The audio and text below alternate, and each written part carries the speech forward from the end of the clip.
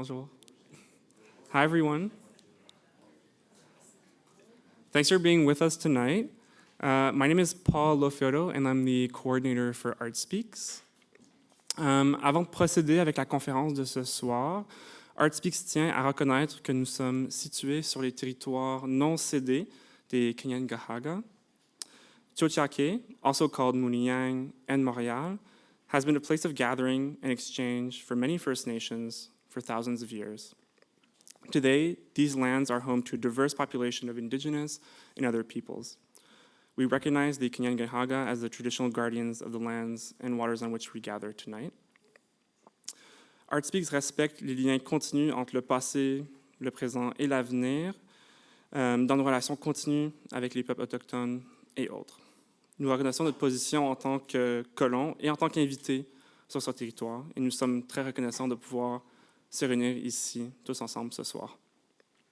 So welcome back to Art Speaks and to a talk by Rose B. Simpson.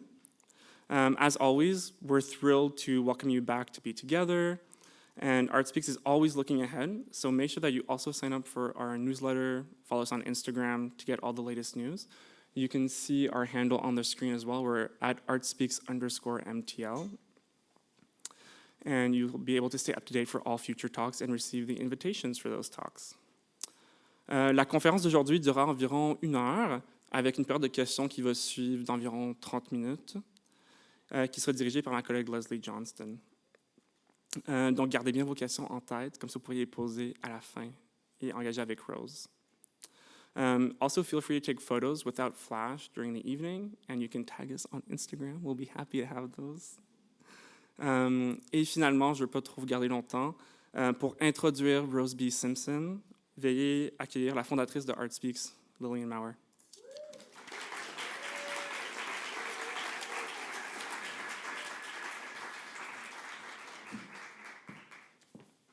That was a fun response. Bonsoir à tous et toutes. Je suis tellement heureuse de voir une foule aussi nombreuses ici ce soir pour accueillir Rose B. Simpson. Avant de présenter Rose, j'aimerais dire quelques mots personnels. I'm really fortunate to work with 2 dedicated, wonderful art professionals. I can't see you in the dark, but Paul Lofiotto and Leslie Johnson. Paul and Leslie, I thank you so much for adding strength and rigor to Art Speaks programming, outreach, and administration. It's a real pleasure working with you both. Thank you. And now, I'm thrilled to introduce our speaker, the extraordinary Rose B. Simpson. Born and raised in Santa Clara Pueblo, New Mexico, Rose follows 5 generations of female ceramic artists and draws on that rich creative history to push her practice to include sculpture, performance, installation, and even automotive design. Her proud sentinel figures stand powerful and vulnerable, each telling a story that relates to Rose's relationship to the earth, the sky, and her indigenous roots. Rose is one of the busiest artists working today. In the last few years, she has exhibited in museums and biennales crisscrossing the country. Last year, Rose presented her work at the Norton Museum in Palm Beach, beside the work of her mother, grandmother, and great-grandmother. I love this quote from Rose. Listen. I don't feel truly understood until I feel like people can see my work in context, and my context is so much community and family. My work is only one of the words in a sentence that is my matrilineal heritage. I think it's beautiful. I've read that Rose excels at many things. Storytelling is one of her most special abilities. She sings beautifully and had a punk band called Chocolate Helicopter and a hip-hop group called Garbage Pail Kids. And now, among many other talents, she loves flamenco dancing. But reading Rose's writings just took my breath away. Her sentences are somehow dreamlike, but real and rooted in the most honest truths and knowledge of the world. I cannot wait to hear her talk. Thank you. Please welcome Rose to the stage.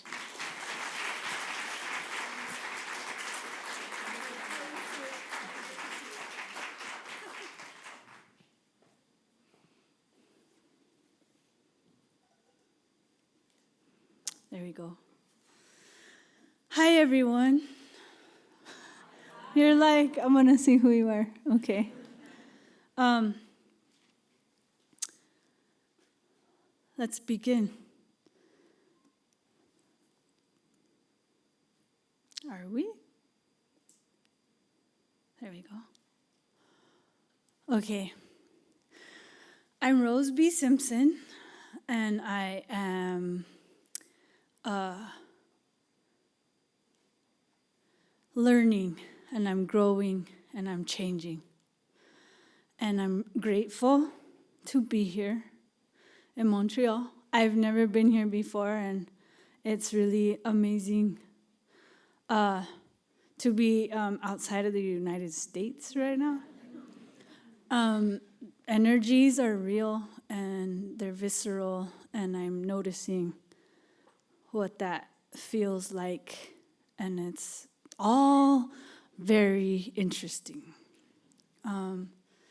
But in a state of gratitude for this journey, I just want to give thanks to everyone who stopped their day and made their way to this room to share this time. Time is the newest, resource, and the most important one, and I'm grateful for everyone who made time for this, to share this time with me and my work. I'm grateful for everyone who got me here and put me in a nice place to stay, and welcomed my daughter as well, and my support through Jackie and Catherine, through Jessica Silverman and Jack Shaman.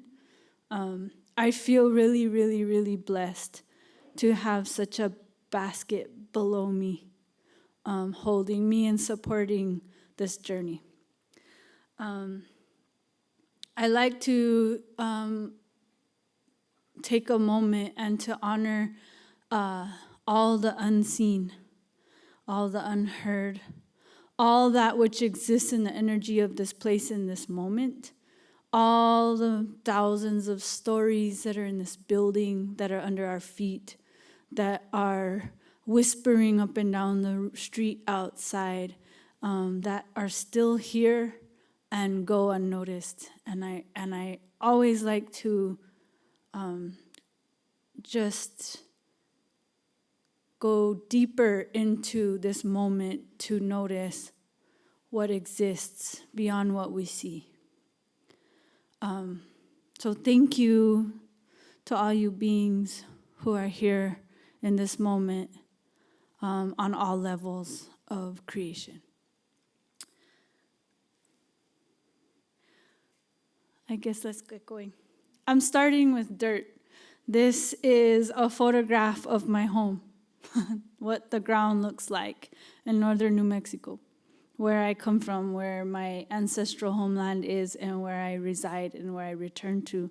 The center of the earth that I circle around and go home and curl up in the ultimate arms of the mother.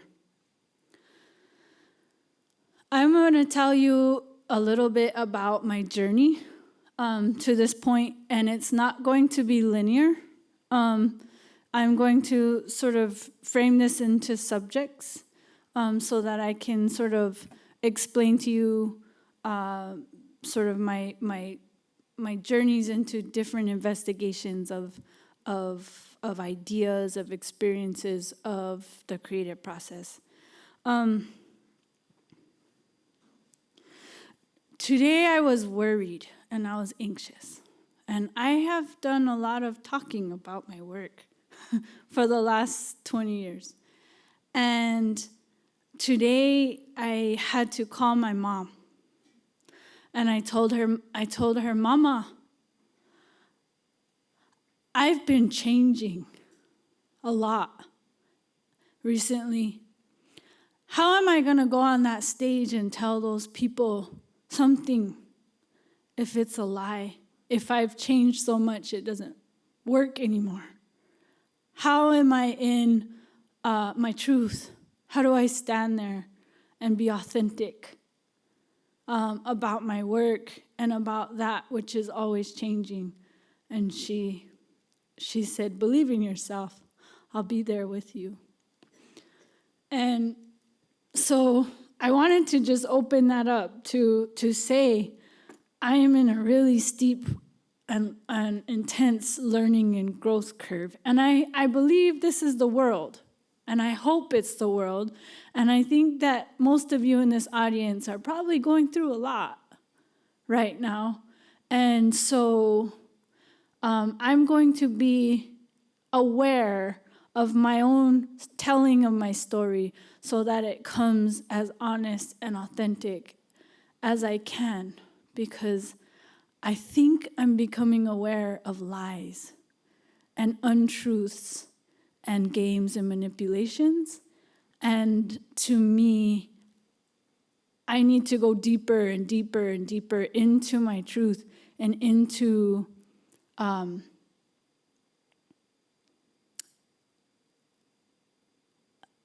something that I can stand beside and feel 100% is honest. So just, that's the bookshelf I'm putting these books in. And so just keep that in mind. This is me in my studio making stuff. And I like this picture that Minesh Bakrania took of me because I feel like it is a really good example of me trying to learn myself. I build myself over and over and over again, thousands and thousands of ways to try and get to that raw truth that I can then have compassion, forgiveness, and love for. This was from graduate school, and this is an important piece, I believe, because it is when I was beginning to learn to trust the process and give myself to the clay and let the clay show how absolutely beautiful the raw truth of its making can be. There was an artist that my teacher introduced me to. His name is Jean-Pierre Laroque, and his work was very intuitive with the clay, except his clay was solid. So he built it solid. And if anyone works with clay here, you know it can't be solid. It'll explode. And I was so inspired by the feeling of his work that I wanted to figure out how to find that expression, but have it survive the kiln and not have to open it back up and empty out the insides and scoop out the insides of a solid block of clay so it'll survive the firing. And so I started building with very, very thin walls for lots of reasons. Because you see my hand, it's almost like a sketch, but also very, very, very little clay is used. So the resources to make the work is very, respectful, I guess, because art making can be really environmentally degrading.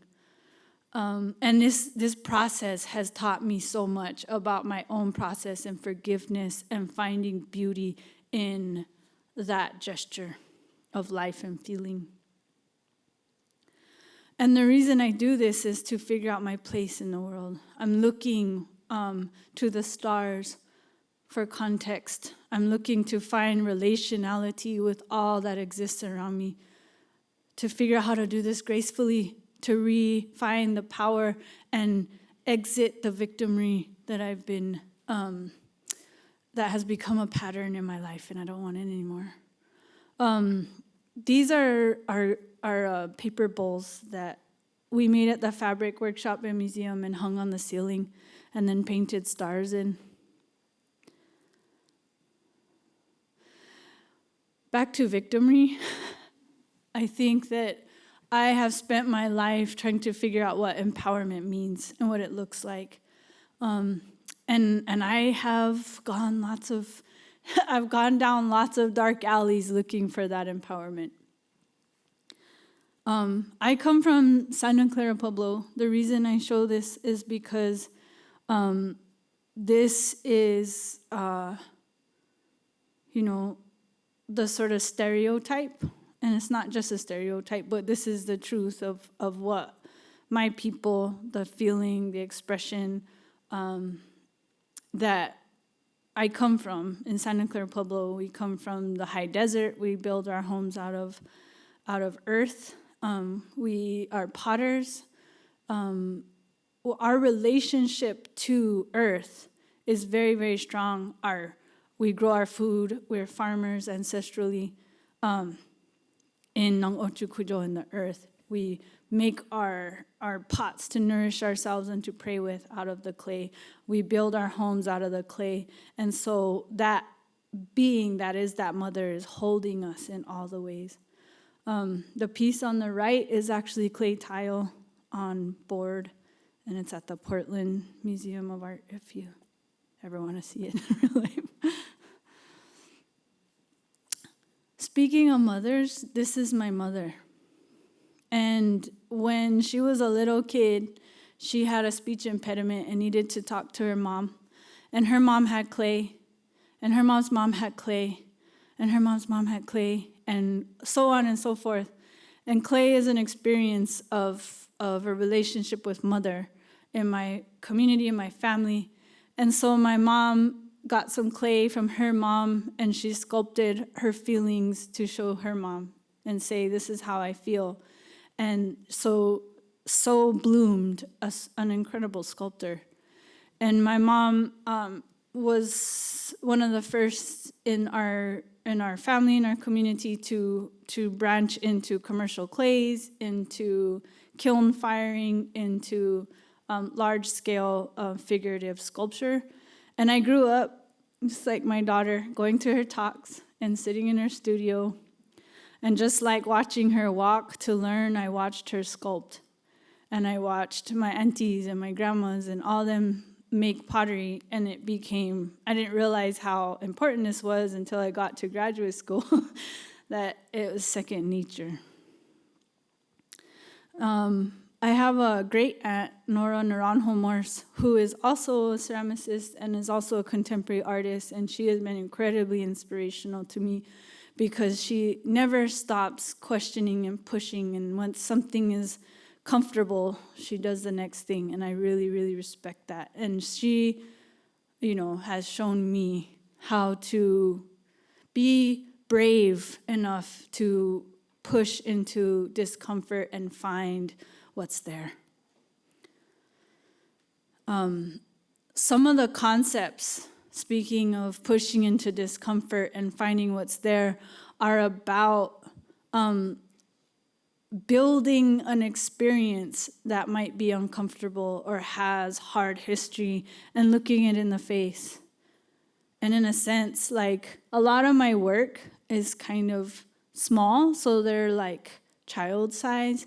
And I believe that helps me to approach it as one would a small child in the innocence and hold it psychologically, sometimes even physically, in an endearing way to transform my relationship to that concept. The Remembering, this piece on the left, was made during when a lot of graveyards were found in Indian boarding schools around this whole continent. I went to Indian boarding school. I inherited the trauma from that experience in my own life, and to revisit that experience through my work helps me heal that in the ways that it can. The piece on the right is very much about the experience of growing sort of horns from the silence of the constant pain of being post-colonial stress disorder. This piece I made, there's an issue in Native country of missing and murdered indigenous women and girls and people. And in my community, this is a problem. as is most Native communities. While I was working on these pieces, a 6-year-old girl went missing from my community, and they found her body less than a mile from my studio in the river. And so I took this work to the river and put them my prayer for the strength of women and who have gone through horrors, unimaginable horrors, that we get through that, we find our strength, and we support each other. And to me, the act of putting it in the water, back to energy, it changed. I cried so much. There's another form of empowerment. I spent a lot of my life feeling like expressing myself as a feminine person would get me nothing but problems. And I think I worked really hard for a long time to toughen myself up and enter into spaces where I could not be hurt because I was vulnerable. And so I've explored lots of venues of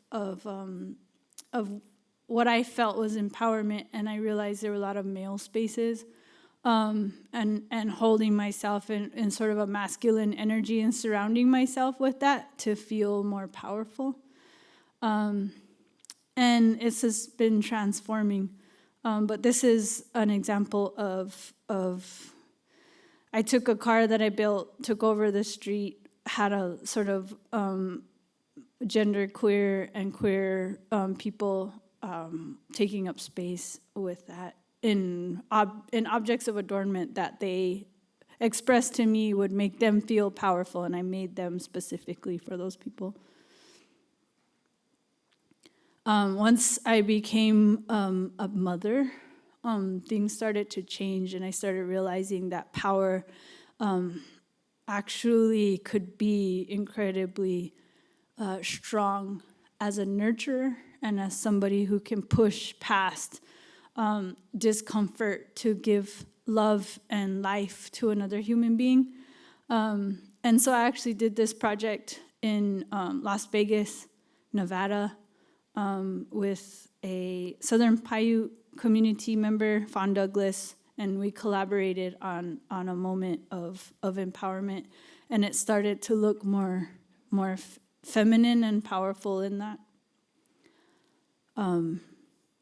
A lot of my work is metaphorical and pattern based, and I realized that I have the privilege of coming from a community that speaks a language, and it's a visual language that relates to our relationship with the natural world. And so all of these patterns, these geometric patterns that are in pottery, that are on, ancestrally they'd be mostly on pottery or on walls, painted on walls, murals or pictographs or petroglyphs, that they all mean something. And they are all around the empowerment that comes from our natural relationship to the earth and the movements of the natural world itself, herself, themselves. So something like this jacket I made, which has those elements that sort of imbue themselves into the physical being. Here's some more of those patterns that I just recently finished this piece for the Hawai'i Triennial. I made these beads that slide onto this vertical post that have some of those patterns on them. And they represent nature, they represent space, they represent our relationships to each other, and that we are part of all that, and we forget that. When we forget that, we objectify, we stereotype, and inherently abuse other. And so if we can remember our relationship to our context, our natural context, our relationality to all things, that respect is inherent.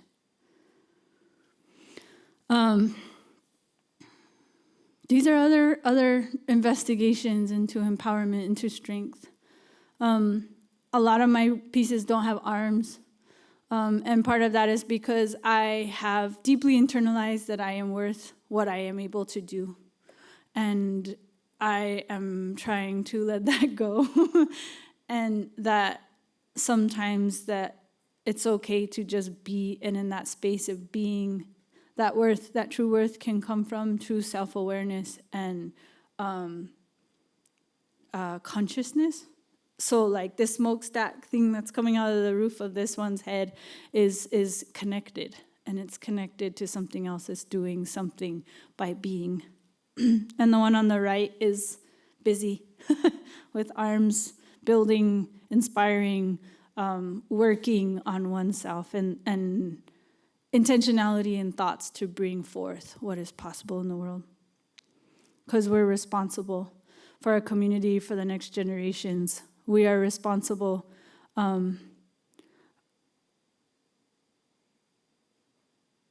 for a past and for explaining, understanding, and translating a past so that there is a balanced and beautiful future. Yeah. So these pieces, this one is quite tall. I think this piece was around 8 or 9 feet tall. And so another thing, I return to clay because it is fragile and it is strong. And it is my handprint, it is the breath. The molecular water in clay, it listens when you work. It internalizes that. I work in steel, I work in wood, I work in lots of things. I return to the clay because it is, I don't know if it's working me or if I'm working it, but it is,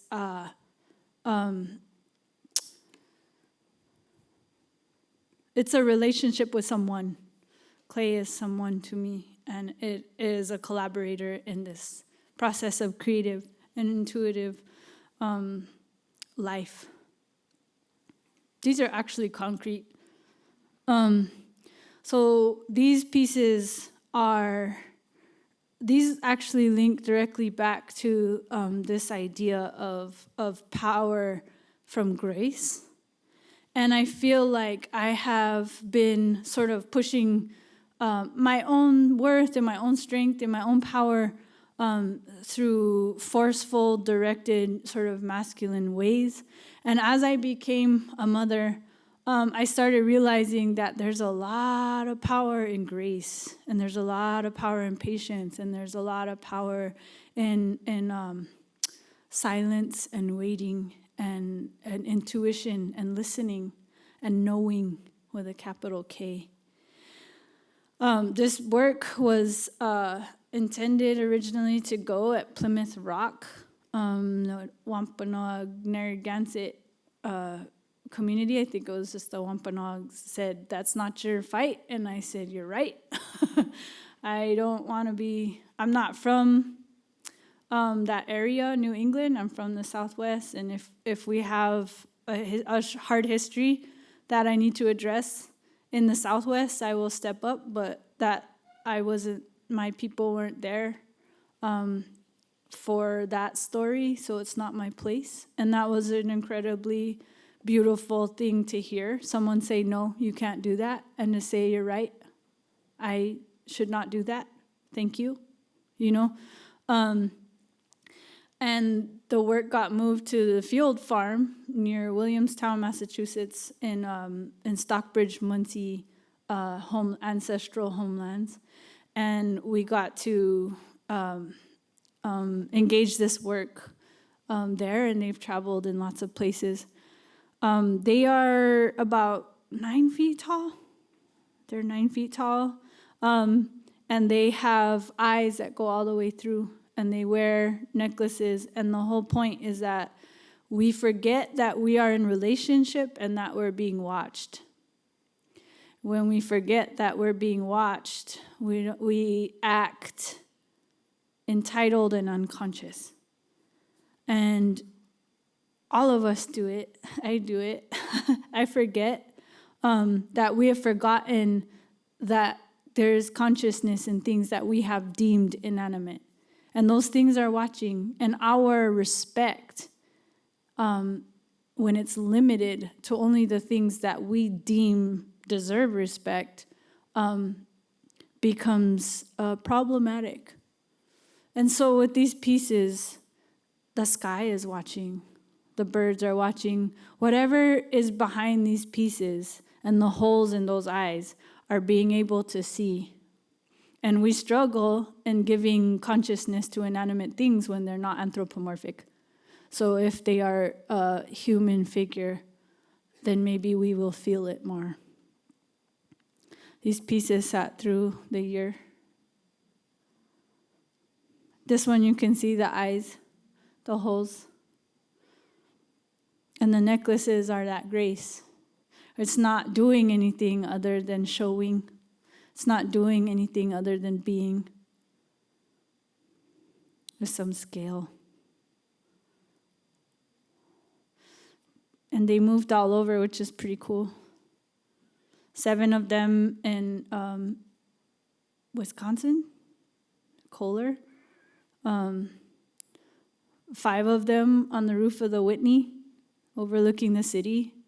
Think about what they saw, up there, through the night, through the day, through the smoke.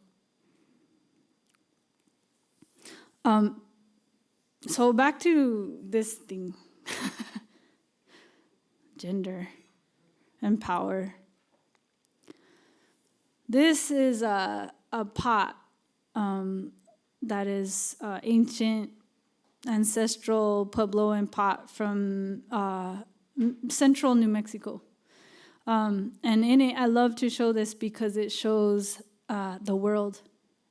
It shows the house, it shows the fields, it shows the mountains that hold us in, it shows all those things. These patterns mean that world. This is a whole world on a pot.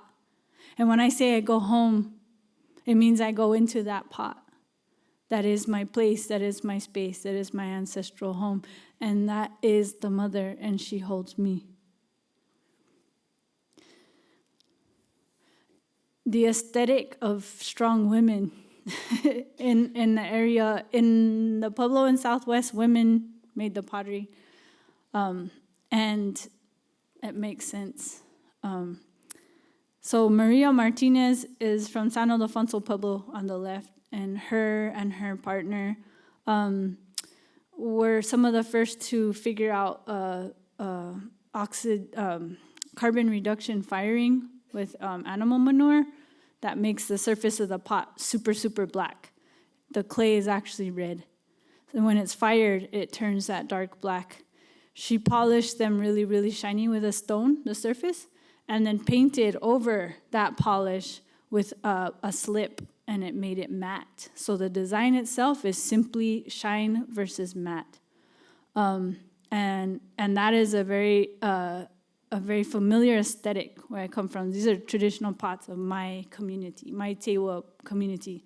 Margaret Tafoya, Santa Clara pots, specifically my tribe, are known for the dark black pots that have deep incisions. And this one has a bare hand on it. This would be a large pot, like that big. These are indigenous women vessels from where I come from. My mom built the house. She grew the food. She fixed the car. Those are her chainsaws. You better be nice or she won't let you use it. So when I got big enough, I got my own truck and my own chainsaw, and then we go get wood. We go do the things. I grew up thinking this was normal. This, to me, looks a lot like this.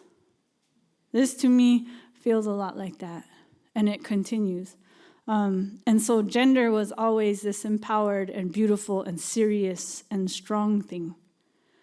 And to figure out how to be it and hold it and experience that in a world that has been making me swallow this very sugary beverage that tells me lies about what that means to me. Trying to figure out how I can hold that truth as a complicated person who was a teenager in the 1990s, These are portraits that I made of people that I love, and these are portraits of their soul. and they are feminine. And these are how I see them in their power and their beauty. These were at the Whitney Biennial last year. And I put 4 of them facing each other. And to me, it was important that the art was witnessing itself. It wasn't performing for anyone. That anyone who happened upon it was there witnessing something already happening between the work. And in that, I was giving its consciousness back to itself. Those are ways of showing the animacy in all things.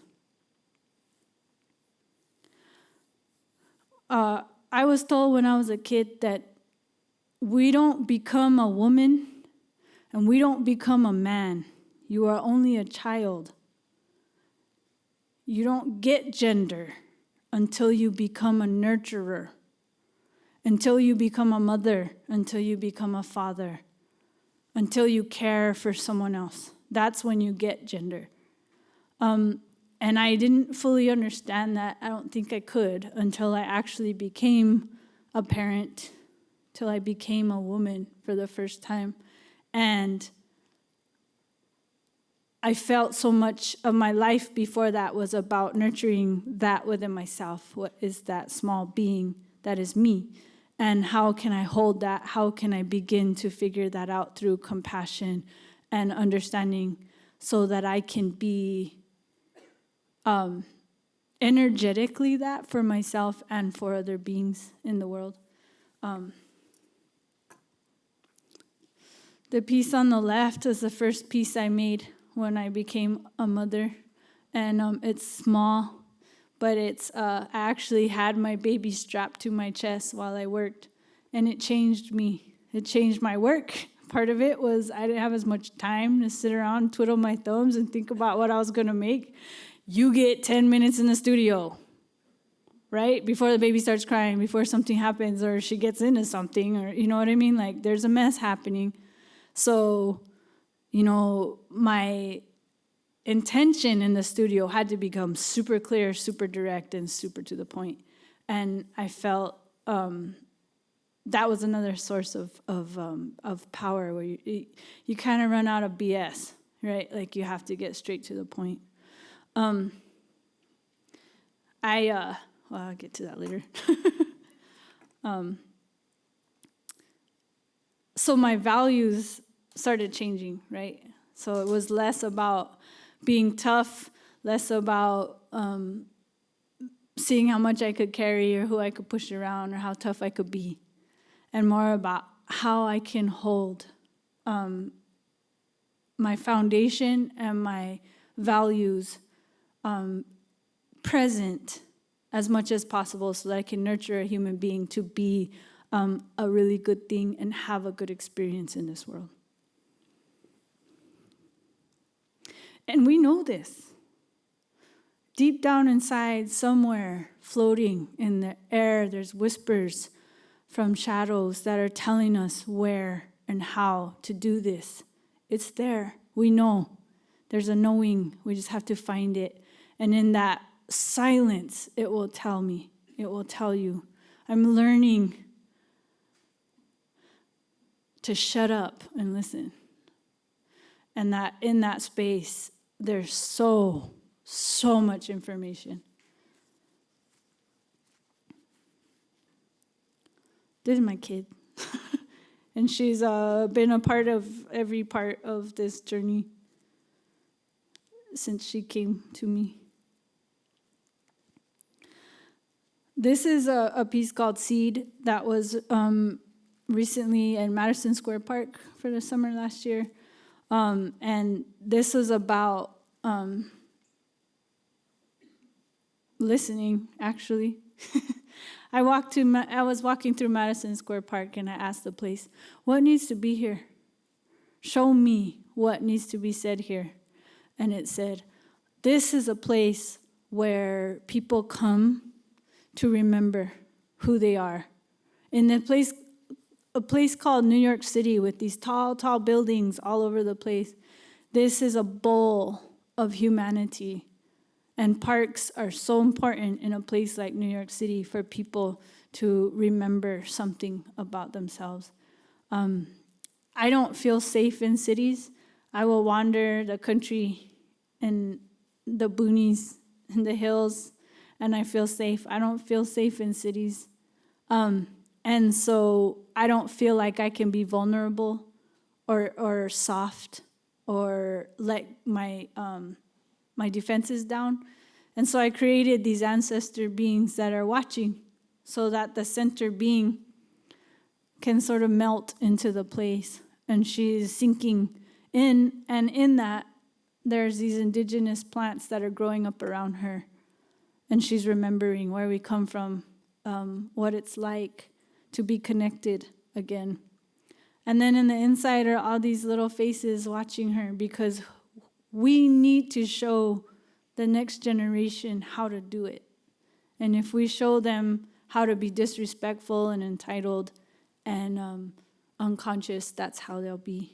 But if we remember to be vulnerable and honest and authentic and connected, that's what they'll see. But to be safe, to do that. I love how the plants grew up around her and just like covered her. A lot of my work is gendered. This one was very intentionally gendered, and she has arms. And her arms are holding herself. A lot of my work is about relationship, whether it's to ourselves, learning through community, through the witnessing of others, through love of someone else, through caring. I make these works, and I'm so caught by, I don't actually set them out into the world as a set. I let them go alone, and sometimes they stay together, and sometimes they'll split up.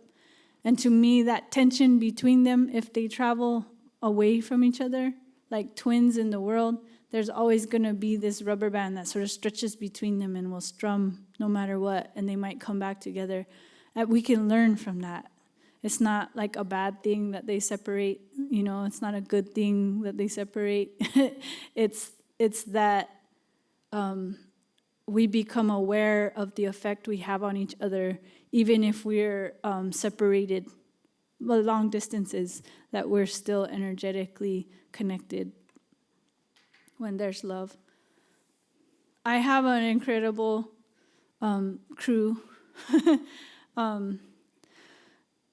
who I'm realizing that I need people. I've spent a life saying I could do it myself. I don't need you. Because if you need somebody, then you're weak. And then you have to ask. And then if you ask, it's complicated and then it's transactional. So I've been very, very, very independent. I still struggle with that. I will do anything before, to figure out how to move something really, really heavy before I ask anyone for help. It's like a problem. So I've been learning how to ask for help and to have community. And it's really, really beautiful. And I'm learning a lot about collaboration and about,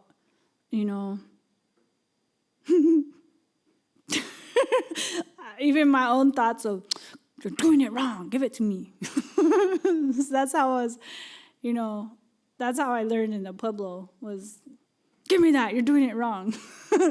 So I'm learning how to teach and how to have compassion for myself and for the process. And what's really incredible is that the energy we inhabit together when we're joking, when we're listening to good music. We made an entire piece once, me and the two people that work with me, just singing out loud, super loud to every 90s hip hop song, R&B, just blissed out. And I realized that energy is going into the work. And it is what goes into the world and creates this reality. So the more intention I put into that expression and the making of it, the more I feel like that work is going to make change.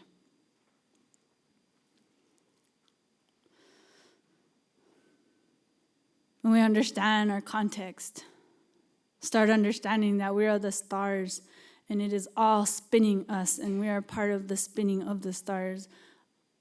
I don't know what comes first, right? That those moments of joy and bliss and heartbreak that gets invested into the work itself is changing the world. These are a recent project I did that was installed at the Cleveland Museum of Art. It actually came down like yesterday or day before yesterday.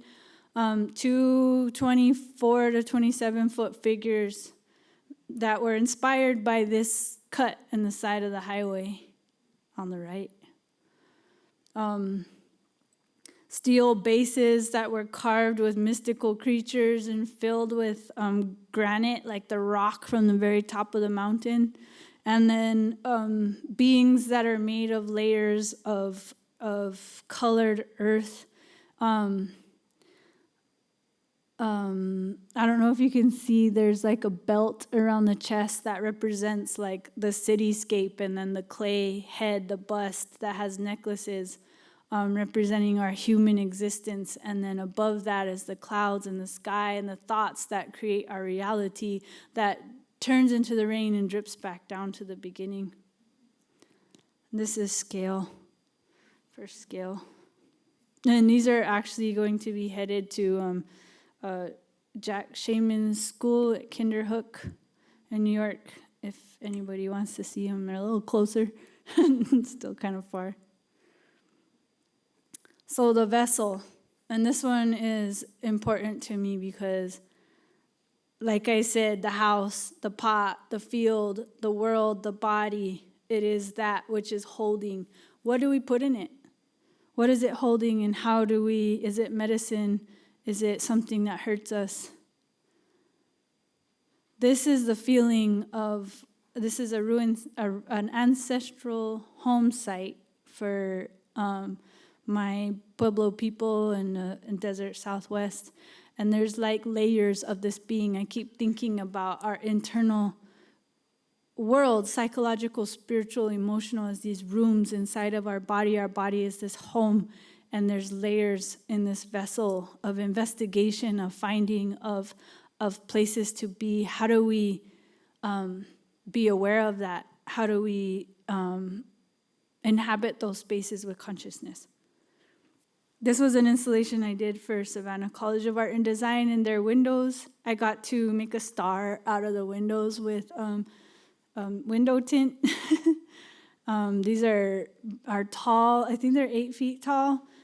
Clay figures that have points, the 3 points of contact, the 2 toes and then the forehead, and they lean against the center of the glass. And there's like the tenuousness of that space, of the clay, of the glass, of sort of waiting and being in that state of vulnerability so that we can learn.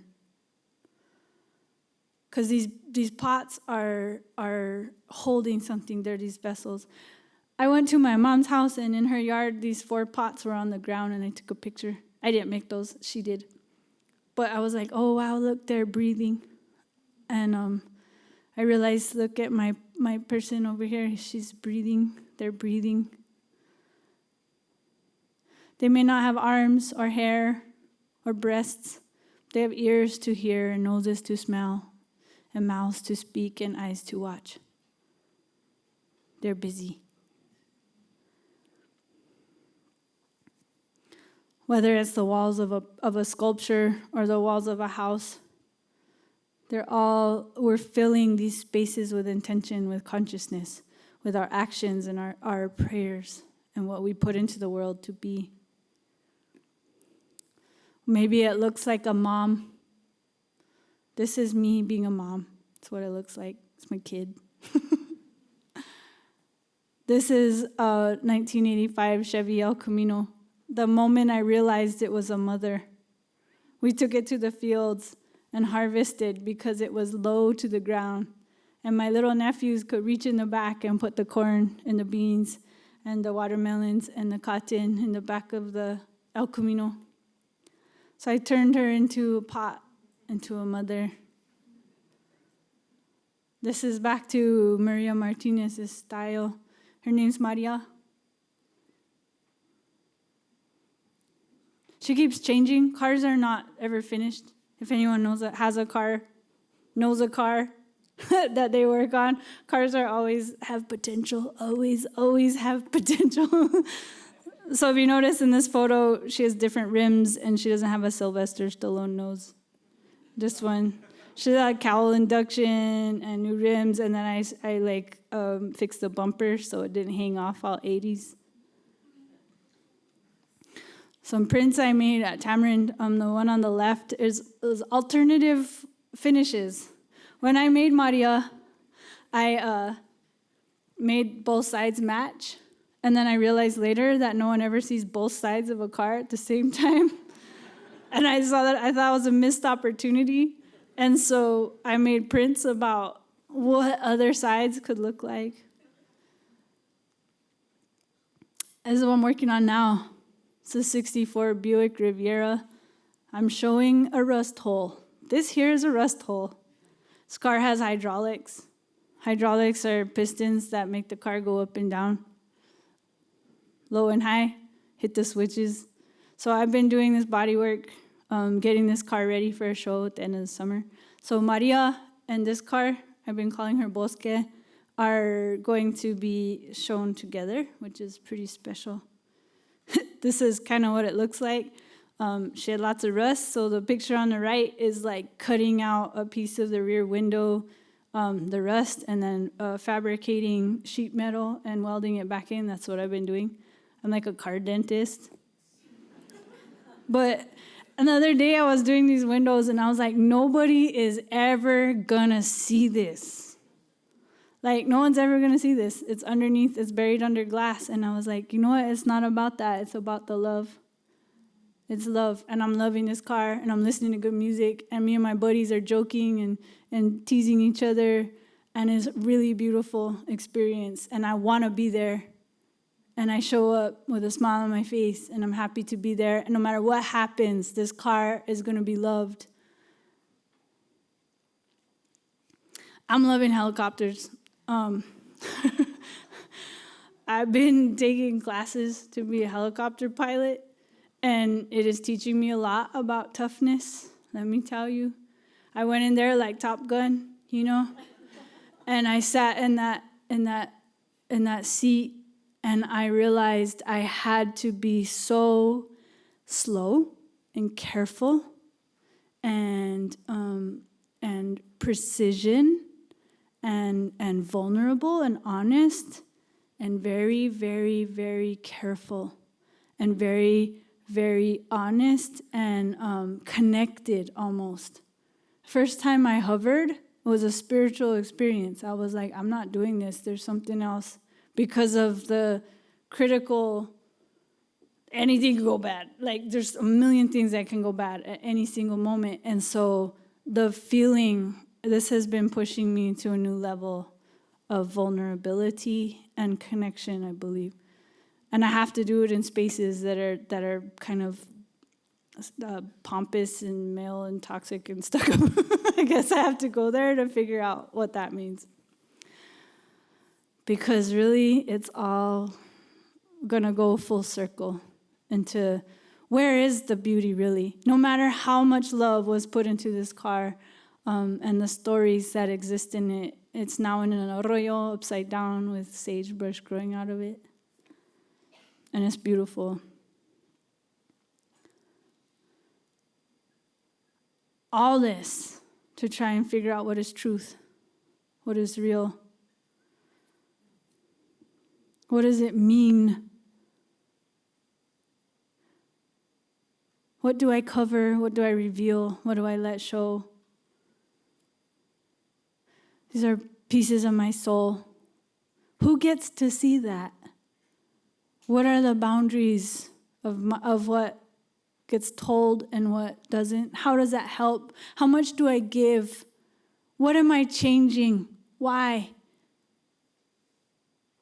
Am I extracting from culture, from home, from my body to give What am I giving away? And is it healing? Is it changing? Is it giving back? All of it. I wonder, do we sit and we talk and we change? Do we question? Do we surround our context with the things that ground us, that remind us, that help us find our way home to why we're actually here, to play, to be present, to love, to connect? What I terrified of that word love, because we misuse it so much. And I believe that there is something that we're almost there, all of us. I feel it. It's changing me. I'm learning what it means, and it wasn't what I thought. Can I pick up on those messages? Can I listen? And then can I let something else lead me? Get out of my mind. Get out of the lies. Get out of the junk food thoughts that I've ingested my whole life and listen to something else. And wear it. Be it. Hold it. Become it. Don't drop it. Don't put it down. Don't put it on just for show and then take it off later. But be compassionate.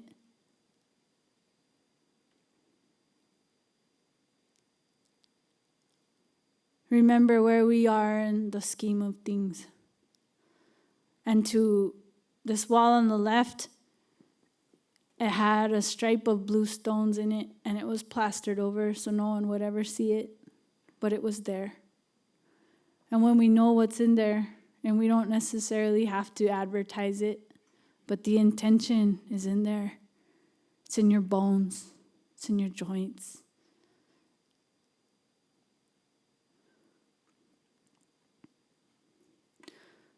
This is the closest thing I have found to what I see as my truth. This is where I return. This is my mom's windowsill. And this right here is the feeling of my values and what I'm trying to get to make the tapestry of reality that I exist in. My heart yearns for this feeling, to be in it always. What does that mean? What does that look like? And I'll return to the studio, and I will return to my writing, my drawing, my singing, my walking, my cooking, my driving, my flying. And I will see how I can apply this to all those things. And maybe it will be the path back to truth, to where I want to be, where I want to go, what feels like love. That's all I got.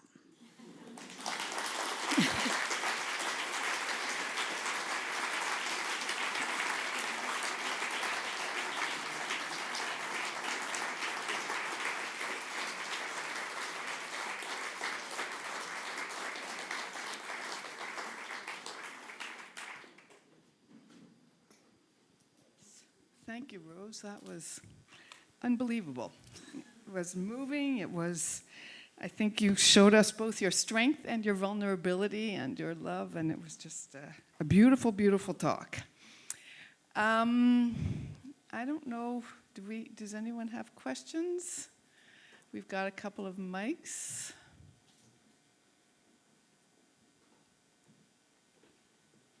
Mary has a question.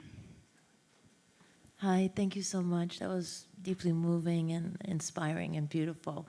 I had a question about the arms. I'm not sure that I fully understood when you were talking about why normally your sculptures don't have arms. So I was just interested to, I'm sorry for the others, but just to maybe hear you talk about that and what it was like, the decision for you to then put arms on the sculpture Seed in Madison Square Park. Like what had transitioned in you that you could give her arms, and why that was important, and how it kind of maybe felt different to you in that moment?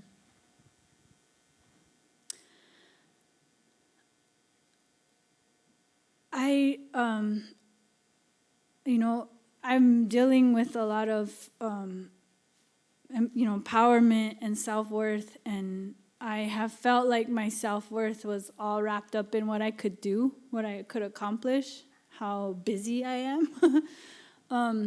And what I've found in my life is that actually not doing but being is more actually beneficial to my spiritual and psychological and physical being. And so I create pieces that don't have arms to demonstrate to myself, to reflect to me what that looks like, so that I can learn and reinforce that neural pathway of possibility, that I can just be, and that's enough. When I do choose to put arms on the pieces, like specifically Seed, that one was, her eyes were closed, so she was in a state of very, she was in a vulnerable state. And so the arms were, in a sense, about her physicality because of her gender expression, like she's obviously female, that she's holding herself. And that action was about protecting and being in a loving place of the vulnerable body in a place like New York City, where so many defenses are always up and games are being played and thoughts are being had about all things, that who are you, what are you if you let it go, all of it, and then hold oneself. And so that was very intentional.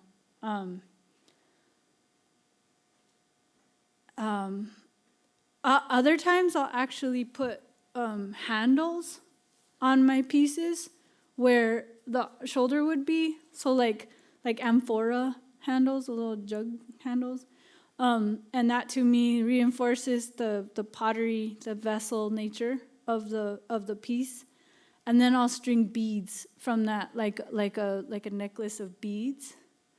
And so instead of arms that are hands that are doing and reaching, I think there's a lot to do with want, too. Like take and want and desire. It's like, what if you stop? You know? And then replace that with grace, just being in a state of grace. So a lot of the sculptures will actually just have a necklace of arm. I'm working on a large figure that will actually have the arm is connected to the child, so they're holding each other with these necklace arms. So it's like holding each other with grace, with a state of grace, rather than the stuff we do with each other. Yeah. Does that answer your question? Awesome.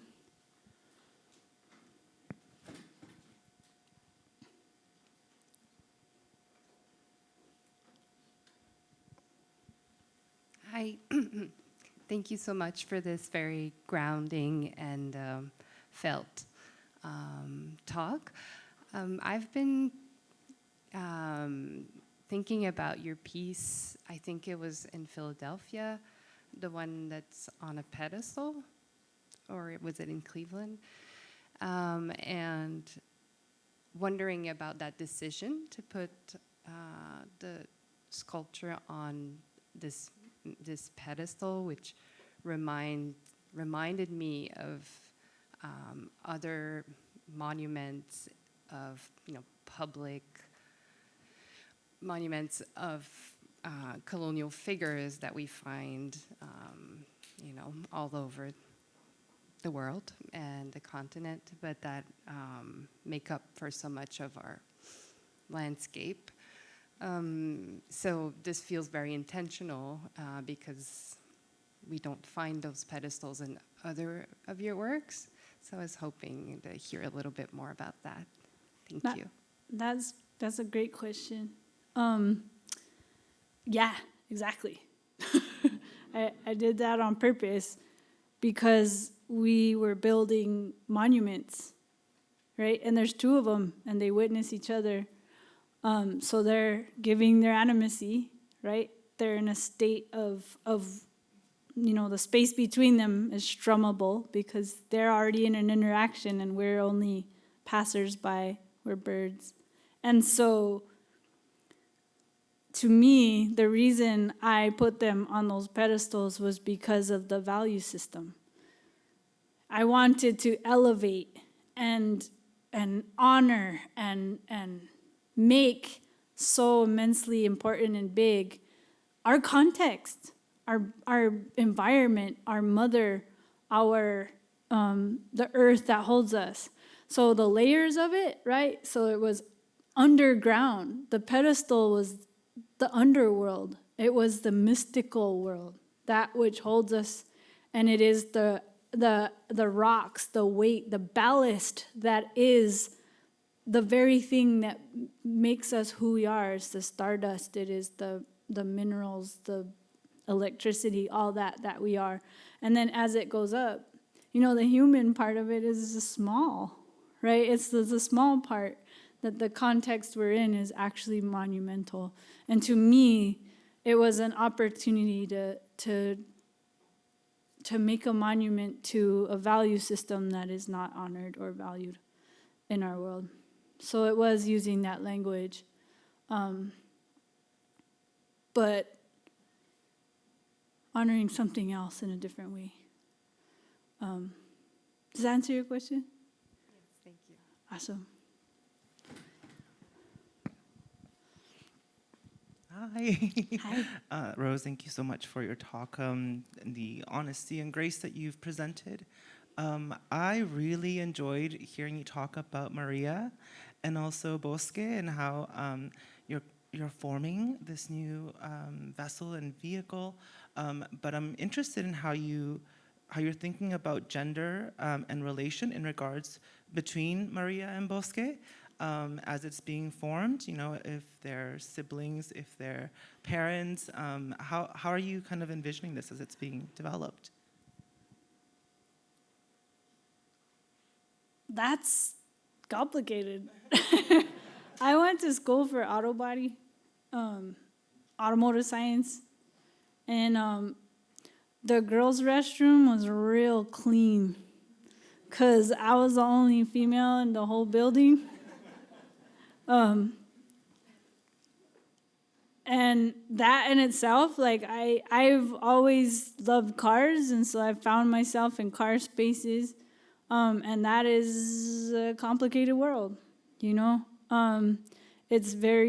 can be incredibly toxic in lots of ways, and yet I love cars. I absolutely love cars, and but I also see cars as gendered, right? As because they are vessels, they are also female to me. So they have she pronouns, she, her, hers, and so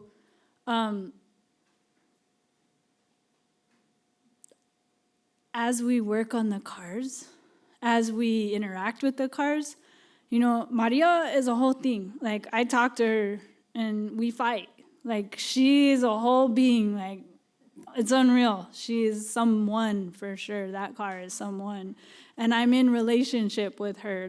We are figuring it out. And there's times where I'm like, she saw me driving down the road and she was like, you come here.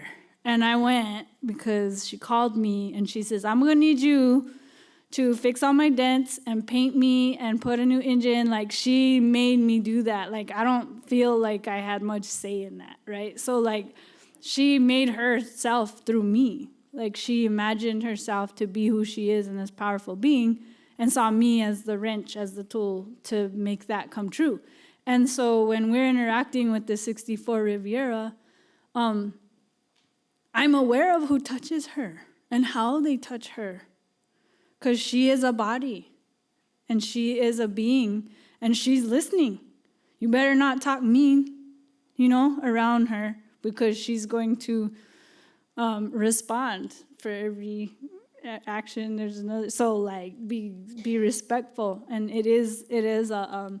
I guess to me, I see, like, as we approach auto body and mechanics, the way we would approach another body with consent, with respect, listening. This car can speak if you listen.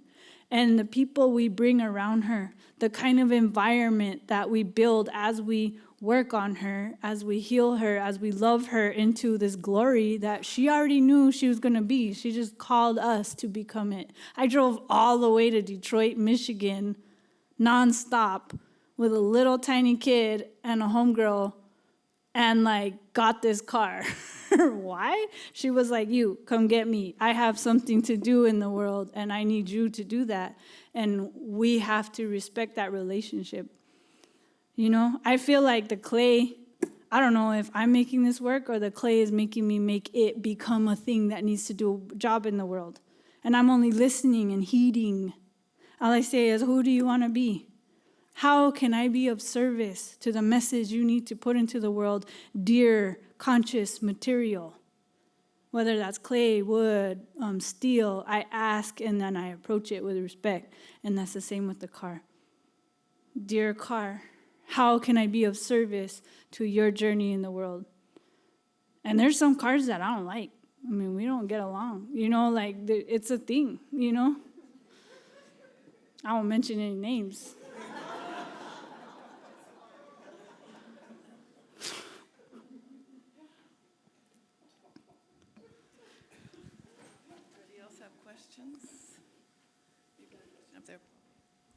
Hi, Rose. Thank you for that. It was beautiful. I noticed there is a beautiful poetic quality to how you speak. And Lillian mentioned you write, and you also have a musical career. Can you speak about how these practices factor into all of it? Okay. Let's see. I was always in music, and so I was always performing. So a stage is an interesting place because it's immediate. A piece of art, you can make it in your own little personal bubble, and then you put it out there, and then you hide and see what happens to it, But when you put your body in that space, it's immediate, right? And so that's where I come from in a weird way. It was like a punk rock stage where I was diving into audiences and throwing microphones around, like that is a powerful place. And I understand how it can affect you and it can affect everyone else. And as my life circles around all these experiences, I feel like mindfulness, I guess, or, slowing down and listening and then feeling like a conduit for something. And that is, I am here, I am of service. How do I proceed? And then wait. And sometimes the silence is a long time, And I know myself very well that I can be short, fast, and loud, and I can be obnoxious, and I can't hear really well because when in 1997, when I first put subwoofers in my Jeep Cherokee, and I had 2,000-watt subs. I had a 1,000-watt amp and two 12-inch subs, and I had those in my car all the way till I drove to Rhode Island, and it was like I could take my bed or I could take my subwoofers. I was like, take the subwoofers. Left the bed, drove to Rhode Island, and I can't hear that good. Like, my hearing's all messed up because I've made some really intense decisions in my life because I've wanted intense experiences, and I've gone hard, and I've been arrested, and I've like done a lot of that stuff. And because of that,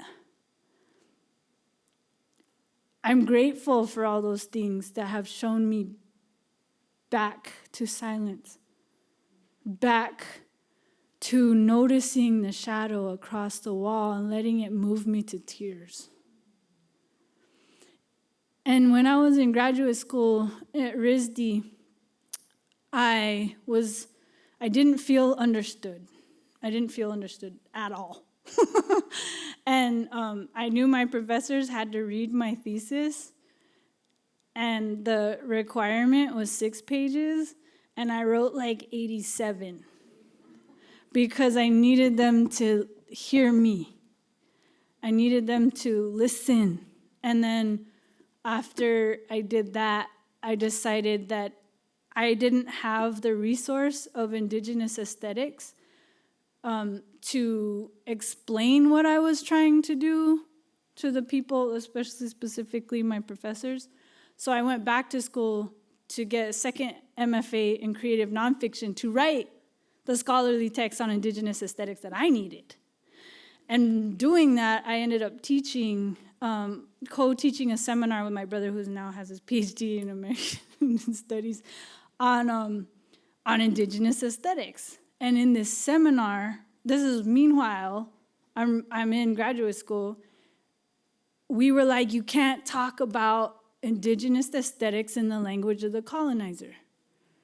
What does that mean? Okay, I'm halfway through this program, now what? You know? Sherman Alexie is a Native writer, was at the time in the program, and he ended up talking to me and saying, you're an artist. Write your artist statement. This is what indigenous aesthetics is. That is truth. Find out what that is. So I started like writing my artist statement over and over again until it started turning into stories. And I realized that the way that I was taught aesthetic was story was told to me, and the story wasn't didactic, it wasn't direct. You learned through the subtleties of what that was trying to say. And as I wrote these short nonfiction stories that were explaining why, this is why, this is why, this is why, this is why, and it's not direct. It's never simple. It always includes 1,000 facets that unfolds, and I think that as I wrote and as I uncovered all that, I realized that maybe I don't have the answers, and maybe I don't write that scholarly text, because the scholarly text would be just a couple words that says, go outside and look at the sky. That says, maybe we don't know. And maybe the answer is just that when we put it down and remember we don't know, then we actually grow and learn something. And I feel like the more I investigate, the more I realize I don't know. And I look for something much bigger than that. Yeah. Did that answer your question? Sort of. Beyond, yeah. My friend was like, Rose, you need to like not explain the whole house before you go into the front door. So I'm trying to be more direct. I'm a Libra. I kind of think that might be the place to end unless somebody has, but that was sort of like a... There's one more question? Oh. You can take one last question. I'll be direct. Hi, thank you so much for this talk. I wanna ask you about your relationship to the material. You were talking about how you let clay tell you what it wants to become in the world, and how you're basically you give birth to your pieces. And I'm just wondering, was there a piece that was too difficult for you to birth, whether you've shown it or not? And if you've managed to finish it, how did you navigate that process emotionally? Is there something that's too difficult? That's nuts.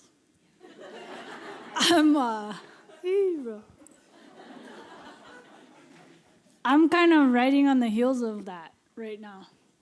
And that might be part of why I feel so vulnerable and raw. Is I did a piece for the Hawai'i Triennial. Whoa, that one sent me. It really sent me. I wrote I wrote up my proposal, said this is what I'm gonna make, and it is 2 vertical pieces, and they're standing next to each other. It's from my experience of being an indigenous person and loving people in Hawaii and realizing that there's only so much space and we need to be respectful, and there's so much tourism and there's a disregard for the indigenous people of the place, and so we need to talk about space. And it's not that you're not invited, it's that you need to act like a guest and be conscious and all these things. And I made it, and we put it in the ground, and I was walking along the beach in Waikiki, which is absolute mayhem and very sickening to me. And I heard a voice that said, "You don't know what you're doing." And I was like, what? Say, you put acupuncture needles in a very, very, very heavy place in the world. And I was like, uh-oh. And I was physically sick, like lots and lots of awareness of what I did and what I opened myself to do, and then how to navigate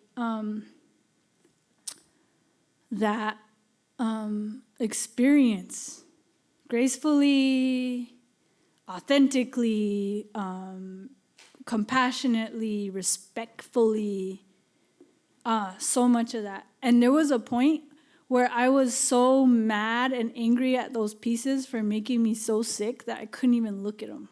And this is the first time in my life that I've ever felt that about anything I've ever made. And I was like, I don't want to see those shish kebabs. I was so mad at them. And like, after moving and learning and allowing all this growth to happen around it, like I feel like I've come full circle to love them again and remember what I was doing and why I showed up, and to say, yeah, okay, that was rough. I got sent through the ringer with that one, and yet I still believe and I still love, and that was rough. You know? And I'm learning about cause and effect. You know, and that what you put out there in the world, it matters, and you be careful. You be careful. You be conscious. And there's consent everywhere. You ask the ground before you dig. You ask the sky as you land that airplane. You say, hello, my name is, and I come here with respect. You go to the hill and you pray and you talk to those ancestors because they're watching. Every part of it requires consent, and I was moving too fast to do all of the correct steps. And I got put on my knees. Yeah.